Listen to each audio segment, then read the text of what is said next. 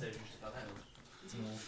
Es teicu, ja Miks nesēž, tad redzēs, varbūt tas ir kompju. Kaut kas notikās. Nē. Nē, nu...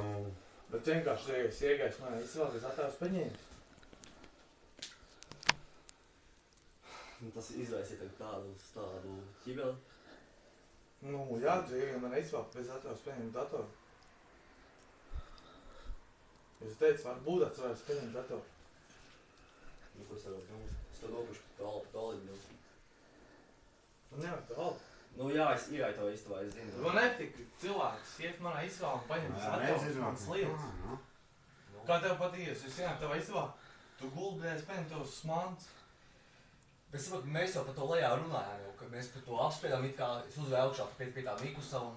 Jā, Nu, tu man lejā uzprasīji. Es to saprotu, ka es tev tieši nepjautāju, jā, man vaina, es saprotu Tu to. man paprasīji, tu vari iedot datoru, es teicu, ka Miks sēž. Ja Miks teica, ka Miks nesēž, es teicu, varbūt tas ir iedošu. Labi, vainīgs. Tu vienkārši pateici Mikum, ka esmu atļausis tev paņemt